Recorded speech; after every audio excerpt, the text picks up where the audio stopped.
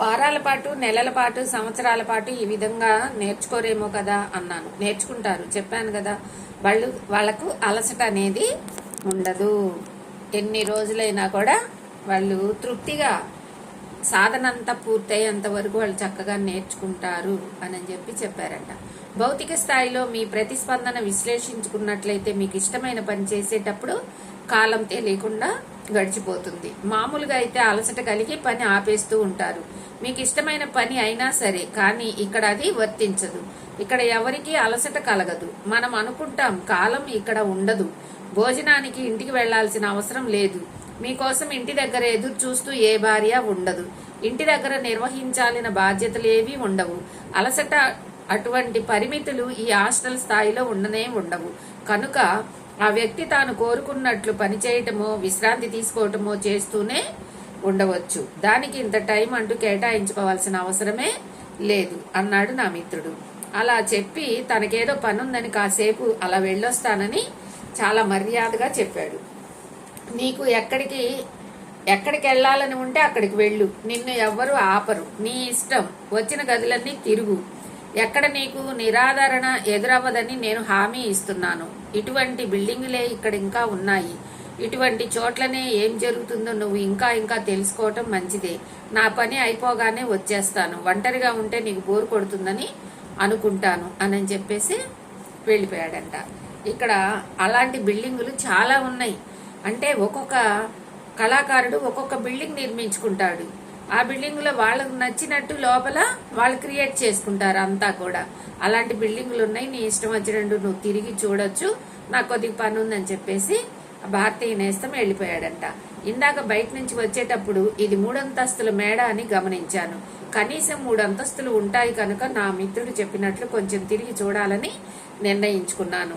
మొదట క్రింద ఉన్న కొన్ని గదులకు వెళ్ళాను. ఒక గదిలో ఒక శిల్పి కొందరు శిష్యులతో ఉన్నాడు. శిల్పంలో పలానా వంపు ఎలా తీసుకురావచ్చో వాళ్లకు వివరిస్తున్నాడు. ఆయన చెప్పేది వింటూ కాసేపు నిలబడ్డాను. ఆ శిష్యులలో కొందరు మాట్లాడుకుంటుంటే నన్ను చూసి చిరునవ్వు నవ్వారు. నేను అక్కడ నిలబడి వింటూనే నేను అక్కడ ఉన్నందుకు వాళ్ళకి ఎటువంటి అభ్యంతరం లేదు. ఇంకో గదిలో 4 కూర్చొని ప్రాక్టీస్ చేస్తున్నారు. మరో గదిలో ఒక వాయిలిన్ వాద్యగాడు ఒంటరిగా కూర్చొని ఒకే స్వరాన్ని మళ్ళీ వాయిస్తున్నాడు. అంటే అక్కడ అతను నేర్చుకుంటున్నాడు అనమాట. అతను ఒకటే రాగాన్ని మళ్ళీ వాయిస్తున్నాడంటే ఆయన అక్కడ ప్రాక్టీస్ చేస్తున్నాడు. అతనికి ఎదురుగా సంగీత స్వరాలు ఉన్నాయి. నేను పోయినసారి ఇంగ్లాండ్లో రాయల్ సంగీత అకాడమీకి వెళ్ళినప్పుడు చూశాను. అక్కడ విద్యార్థులు టెన్షన్ పడిపోతుండటం. అలాంటి టెన్షన్ ఏమీ ఇక్కడ లేదు. ఈ భవంతి నేను భూమి మీద చూసిన అకాడమీ లాగే ఉంది. అన్ని రకాల కళారూపాలను ఇక్కడ అభ్యసిస్తున్నారు. ఇక్కడ వాళ్ళు చాలా సీరియస్ గా నేర్చుకుంటున్నా టెన్షన్ మాత్రం లేదు. అందరు కూడా ప్రశాంతంగా చక్కగా అన్ని ఎవరికి కావాల్సింది వాళ్ళు నేర్చుకుంటూ ఉన్నారు. చిత్రకారులు చిత్రాలు రంగురంగులు బొమ్మలు వేసుకుంటూ ఉన్నారు. వైలిన్ వాయించేవాళ్ళు వైలిన్ వాయిస్తున్నారు, పియానో వాయించేవాళ్ళు పియానో వాయిస్తున్నారు. అట్లాగా ఎవరికి ఏది కావాలంటే అది వాయించడం నేర్చుకుంటూ చక్కగా ఎవరికి వాళ్ళ ఆనందంలో ఉన్నారంట. ఆ తర్వాత మేడ మీదకి వెళ్ళాను. అక్కడ నాకు కనిపించింది చూసి ఆశ్చర్యం, ఆనందం కూడా కలిగాయి. ఒక తలుపు తెరిచాను. భూమి మీద లాగా ఇక్కడ మూసి ఉన్న తలుపుల గుండా లోపలికి పోవటం కాకుండా తలుపు తెరిచి లోపలికి వెళ్ళవలసి వస్తుంది.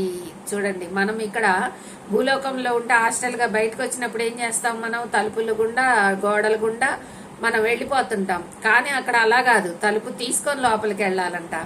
హాస్టల్ తలుపు తీసుకొని వెళ్ళాలి. ఆ తలుపు కూడా హాస్టల్ గానే ఉంటుంది అనమాట. అక్కడ ఒక పెద్ద పియోనో వాయించడానికి రెడీగా మూత తెరిచి ఉంది. దాని దగ్గర ఒక వాలు కుర్చీ లాంటి కౌచ్ ఉంది. దాని మీద ఒక అమ్మాయి కూర్చొని ఉంది. ఆమె చేతిలో సంగీతం రాసి ఉన్న కాగితం ముక్క ఒకటి ఉంది. దానిని ఆమె చదువుతోంది. నేను ఆ గదిలోకి అడుగు పెట్టేసరికి తలెత్తి చూసింది. ఆమెను వెంటనే గుర్తుపట్టేశాను. ఆమె డాఫ్నీ హెలియర్. ఆవిడ పేరు డాఫ్నీ హెలియర్ అంట. 1935 సంవత్సరంలో ఆమెను మొదటిసారిగా నేను ఒక గోల్ఫ్ క్లబ్ లో కలిశాను. నాతో గోల్ఫ్ ఆడుతున్న ఆమె వ్యక్తి ఆమెకు చాలా బాగా తెలిసినవాడు. అతనే మా ఇద్దరిని ఒకరికొకరిని పరిచయం చేశాడు. మేమిద్దరం కొంచెం సేపట్లో మాటల్లో పడిపోయాం.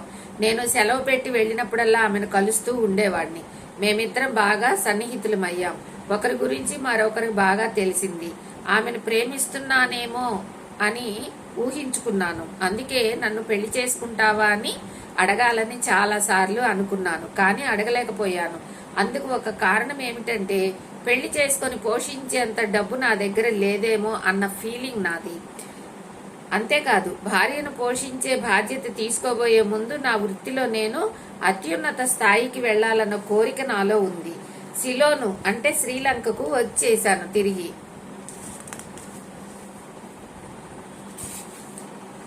2 ఏళ్ల పాటు ఇద్దరం క్రమం తప్పకుండా ఉత్తరాలు రాసుకుంటూ ఉండేవాళ్లం. అంతలో ఆమెకు న్యూమోనియా అంటుకోవటం జరిగింది. ఆమె చనిపోయిందని తెలియజేస్తూ ఆమె తల్లి ఉత్తరం రాసింది. నేను చాలా బాధపడ్డాను. ఓదార్పుగా ఆ తల్లికి ఉత్తరం రాశాను.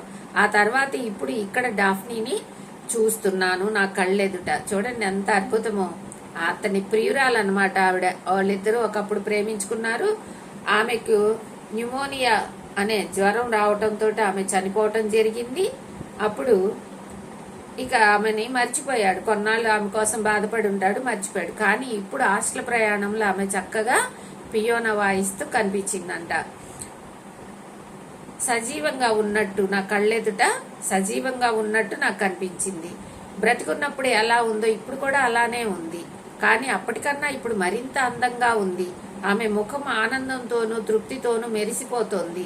ఆ ఆనందంలో కొంత నన్ను చూసినందుకే అని నాకు నేను చెప్పుకున్నాను గొప్పగా. ఆవిడ ఫేస్ బాగా ఎలిగిపోయేసరికి ఏమనుకున్నాడంటే నన్ను చూసి తను ఇంకా ఆనందంగా నాకు కనపడుతోంది. ఎందుకంటే ఒకప్పుడు ఇద్దరు కూడా ప్రేమించుకున్నారు కదా, చాలా కాలం తర్వాత కలిశారు కదా. మనకి బాగా ఇష్టమైన వ్యక్తి ఒక్కసారిగా మనకు కనిపించినప్పుడు ఏమవుతుంది, 1000 వోల్ట్ బల్బు లాగా వెలిగిపోతుంది మన ముఖం. అట్లానే ఆమెలో కూడా ఆ తేజవంతమైన ముఖాన్ని చూసి నన్ను చూసే ఆమె ఆనందపడుతుందని అనుకొని దగ్గరికి వెళ్ళటానికి ప్రయత్నం చేశాడంట. మరి రేపు వీరిద్దరి సంభాషణలో ఎలా ఉంటుందో రేపు చదువుకుందాం ఫ్రెండ్స్. ఈరోజు స్వాధ్యాయం ఇది. Thank you friends. Thank you.